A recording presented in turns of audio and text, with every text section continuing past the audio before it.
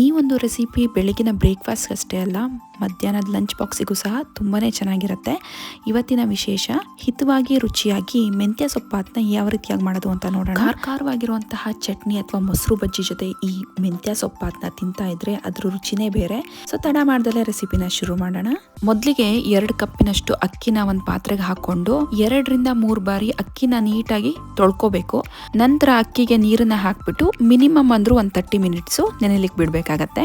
So ಅಕ್ಕಿ ನೆನೆಯೋದ್ರೊಳಗೆ masala ಐಟಮ್ನ ರುಬ್ಕೊಂಬಿಡೋಣ. Mixie ಜಾರ್ಗೆ ಹಸಿಮೆಣಸಿನ್ಕಾಯಿ, ಶುಂಠಿ, ಬೆಳ್ಳುಳ್ಳಿ, ತೆಂಗಿನಕಾಯಿ ತುರಿ ಹಾಗೆ ಕೊತ್ತಂಬರಿ ಸೊಪ್ಪನ್ನ ಹಾಕೊಂಡು ಸ್ವಲ್ಪ ನೀರನ್ನ ಸೇರಿಸಿ ಇದನ್ನ ಆದಷ್ಟು ನುಣ್ಣಗೆ ರುಬ್ಕೊತಾ ಇದ್ದೀನಿ. ಮೆಂತ್ಯ ಬಾತ್ ಮಾಡಲಿಕ್ಕೆ ಮಸಾಲೆ ರೆಡಿ ಇದೆ. ಇವಾಗ 1 ಕಟ್ಟು ಮೆಂತ್ಯ ಸೊಪ್ಪನ್ನ ತಗೊಂಡಿದ್ದೀನಿ. ಕಡ್ಡಿ ಸಮೇತನೇ ಉಪಯೋಗಿಸ್ಬೋದು, ಆದರೆ ಕಡ್ಡಿ ಆದಷ್ಟು ಎಳೆದಾಗಿರಬೇಕು. ಇದನ್ನು ಎಷ್ಟು ಸಾಧ್ಯನೋ ಅಷ್ಟು ಸಣ್ಣದಾಗಿ ಈ ರೀತಿಯಾಗಿ ಕಟ್ ಮಾಡ್ಕೋಬೇಕಾಗತ್ತೆ. ಇದನ್ನ ಇವಾಗ ಪಕ್ಕಕ್ಕೆ ಇಟ್ಕೊಳ್ಳೋಣ. ಇವಾಗ ಒಂದು ಕುಕ್ಕರ್ಗೆ ಸುಮಾರಾಗಿ 3 ರಿಂದ 4 ಟೇಬಲ್ ಸ್ಪೂನಷ್ಟು ಎಣ್ಣೆನ ಹಾಕ್ಕೊಂಡು ಮಸಾಲ ಐಟಮ್ನ ಸೇರಿಸ್ತಾ ಇದ್ದೀನಿ.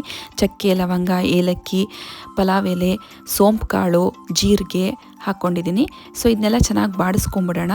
ನಂತರ ಇದಕ್ಕೆ ಒಂದೇ ಒಂದು ಈರುಳ್ಳಿನ ಈ ರೀತಿ ಉದ್ದವಾಗಿ ಕಟ್ ಮಾಡಿ ಸೇರಿಸ್ಕೊಂಡು ಇದಕ್ಕೆ ಸ್ವಲ್ಪ ಕರಿಬೇವನ್ನ ಹಾಕ್ಬಿಟ್ಟು ಬಾಡಿಸ್ಕೊತಾ ಇದ್ದೀನಿ.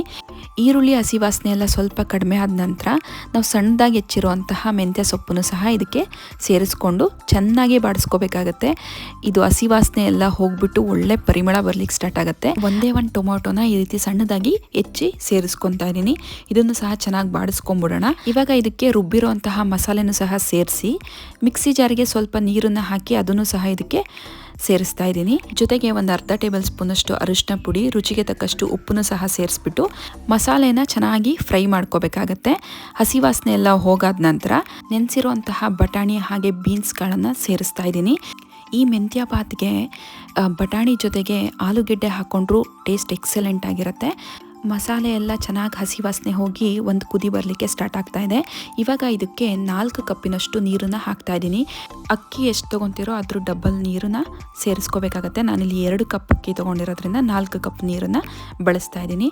ಇದೆಲ್ಲ ಚೆನ್ನಾಗಿ ಕುದ್ದು ಒಂದು ಕುದಿ ಬರಲಿಕ್ಕೆ ಸ್ಟಾರ್ಟ್ ಆದ ನಂತರ ಇದಕ್ಕೆ ಒಂದೇ 1 ಟೇಬಲ್ ಸ್ಪೂನಷ್ಟು ತುಪ್ಪನೂ ಸಹ ಸೇರಿಸ್ಕೊಂಡು ನಾವು ಆಲ್ರೆಡಿ 30 ಮಿನಿಟ್ಸ್ ನೆನೆಸಿಟ್ಟಿದ್ವಲ್ಲ ಅಕ್ಕಿ, ಅದನ್ನು ಸಹ ನೀರನ್ನು ಬಸ್ತು ಬರೀ ಅಕ್ಕಿನ ಮಾತ್ರ ಕುಕ್ಕರ್ಗೆ ಹಾಕ್ಕೊತಾ ಇದ್ದೀನಿ. ಸೊ ಇದನ್ನೆಲ್ಲ ಚೆನ್ನಾಗಿ ಒಂದ್ಸಲ ಮಿಕ್ಸ್ ಮಾಡೋಣ.